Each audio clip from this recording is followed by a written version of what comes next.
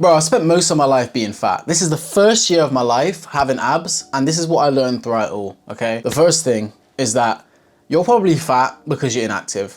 Point blank period. And this is probably like very relatable for most people in this generation, because guess what?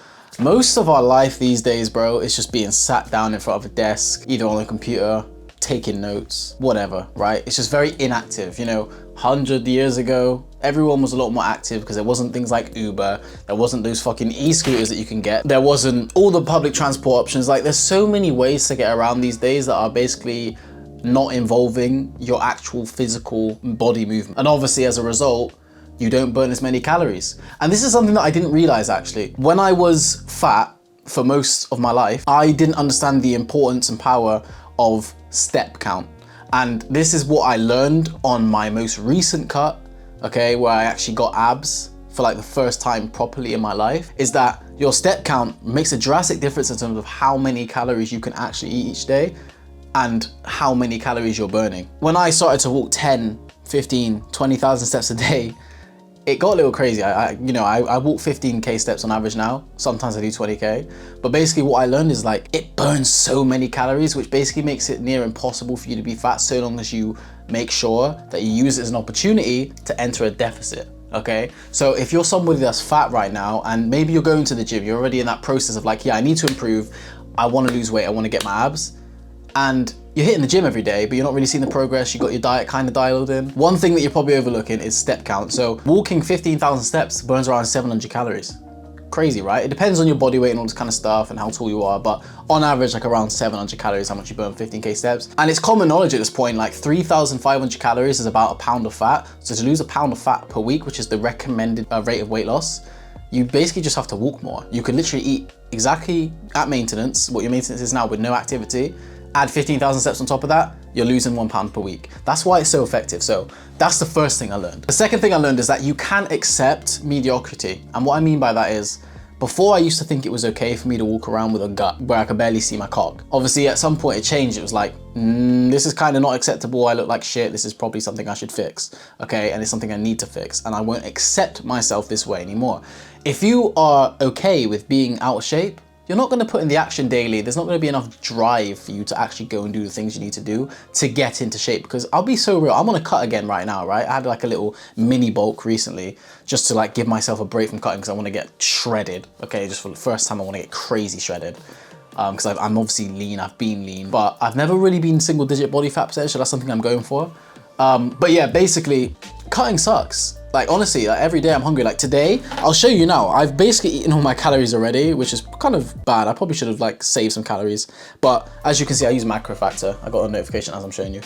I use macro factor. I don't know if you guys can see that. That's how many calories. Let me just turn the brightness down. That's how many calories I've eaten already today. I basically have, it says 1,300 is my max. It's low-key 1,500. That's just how I have it set up. I forgot to change it. But basically, I eat 1,500 calories a day at the moment. So basically, I have like beef mince to eat later on, like 200 grams, and that's all I got. That's all the calories I eat, right? Apart from that, I'm using cheat codes like Diet Coke. This is a life hack, by the way, for fat loss. Like things like this, like, okay, people are gonna cry, like, oh, it's not good for you.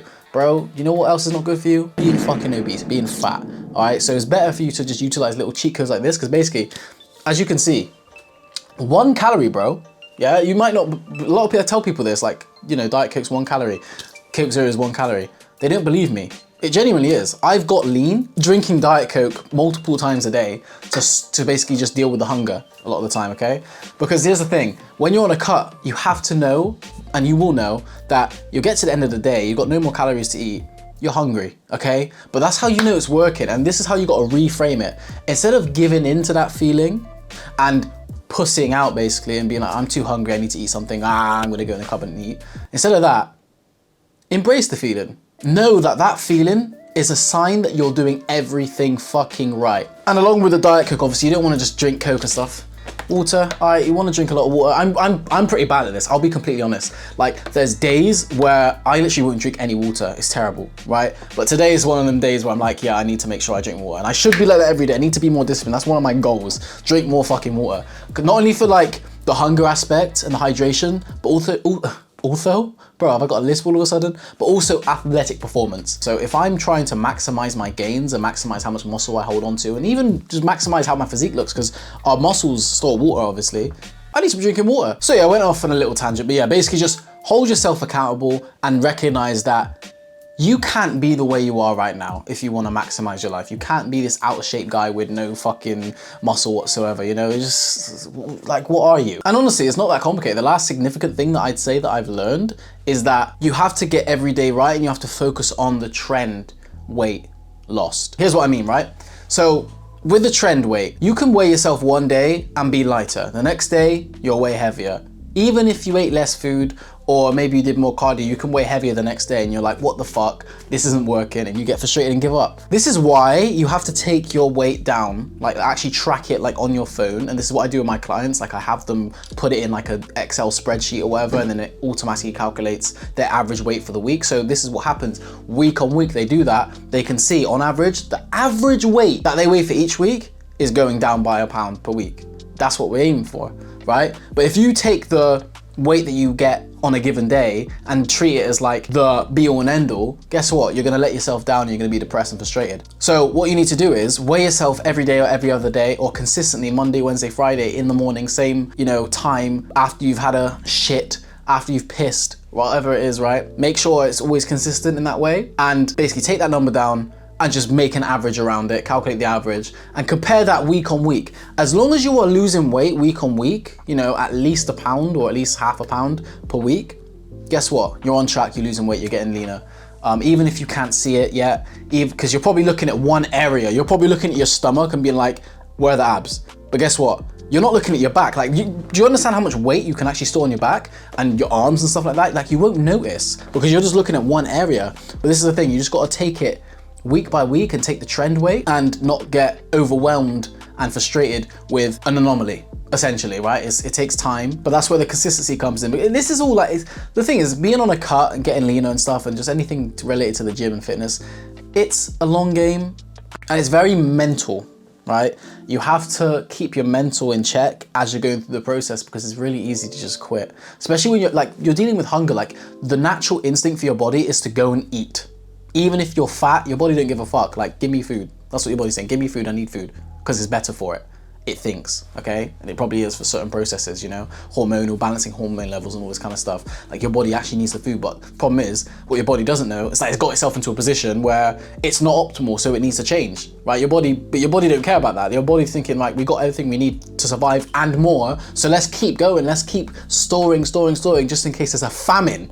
Right, that's what your body's thinking. That's what your body's been programmed to think, okay? So the natural thing to do realistically on a cut is just to give up and eat a load of food. But this is the thing, this is why the mental's so important, okay? And you can't allow yourself to feed into negative thoughts and put yourself in a position where it makes it easier for you to give up. Like, you have to strengthen your mind throughout the cut as it gets harder, okay? The leaner you get, the harder it gets, and that's where you have to be more diligent in how you allow your thoughts to flow. Anyway, I don't want to ramble too much. That's everything that I basically learned about fat loss. It's not that complicated, right? There are other nuances in terms of how it relates to putting on muscle and building a more aesthetic physique. But in terms of the actual fat loss aspect, that's basically all that I've learned. I went from obese to where I am now, where I'm still lean, but I want to get even leaner. But I'm going to put a link to my free fat loss ebook in the description so that you can actually have an in-depth, detailed explanation of how my process actually goes. And you can apply it and see how it works for you, all right? Catch you in the next one. Peace.